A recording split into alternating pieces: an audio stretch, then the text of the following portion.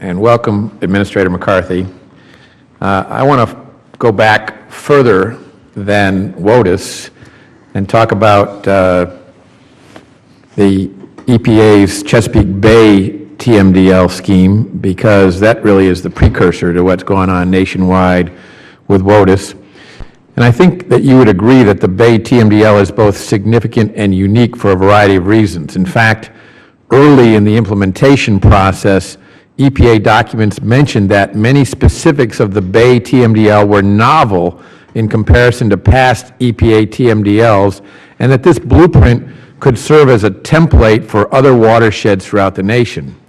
Further, the concerns voiced by agriculture, forestry, and home building industries, in addition to some local communities and to the TMDL's numerous legal challenges, speak to the enormous impact that the EPA's actions have had and will continue to have in the Bay region.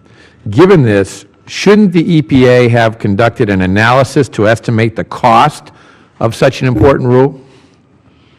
It's my understanding that we have been in that process since 2009, and you're almost to the halfway assessment point, and you've implemented this process but have never done a cost-benefit analysis to determine whether the cost of this to all of these parties isn't, and the taxpayers of my district and all the other districts in these 6 states isn't greater than the benefits to the Bay?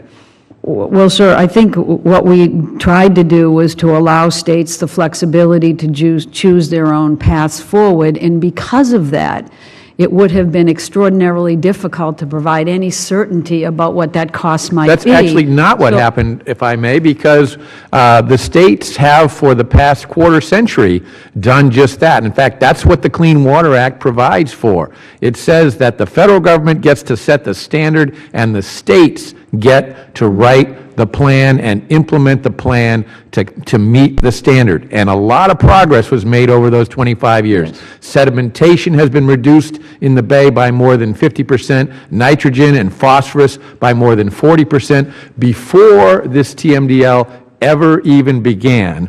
And yet the EPA said that's not good enough and went ahead with putting pressure on the states, threatening the states that if they didn't change the way they did it, that there would be costs and other consequences to them.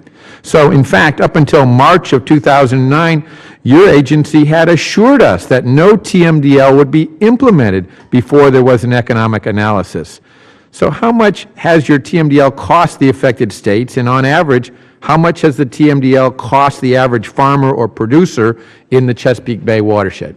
I can't answer that question yet. I know you can't, because you never did the homework. You never did the work necessary to prove that this was a worthwhile undertaking.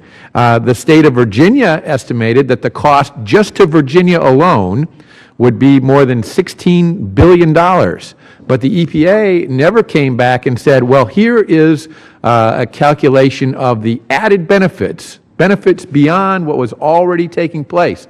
The Chesapeake Bay is getting healthier, has been getting healthier for many, many years. That's a good thing. We all support that. But when you take the law into your own hands and do it contrary to what the Clean Water Act provides, you get lawsuits rather than progress. Your agency has been implementing the TMDL for several years now, and in fact, I understand that next year you'll be releasing the Chesapeake Bay TMDL midpoint assessment. Therefore, it would seem that you would have had ample time to conduct such an analysis of the cost and the benefits of it. Why did you not conduct an economic analysis prior to implementation, or at least at some point in the last few years? Sir, we are in the midst of that process. I do not know when it will be completed. My understanding is that it is being worked on by the agency. You may well be well past the midpoint assessment before you ever determine whether this should have been done in the first place, and therefore all of the costs that have gone forward, if they were not justified, then the EPA should not have issued regulations without having that done first. Does the EPA not view the financial impact of the rules it inflicts upon America's farmers and homeowners and taxpayers and small communities that dot the Shenandoah Valley in my district? Do you not view that financial impact to be of importance? One of the reasons why we're doing the TMDL the way we are is to allow not just us to consider the most cost-effective path forward, but allow the communities themselves.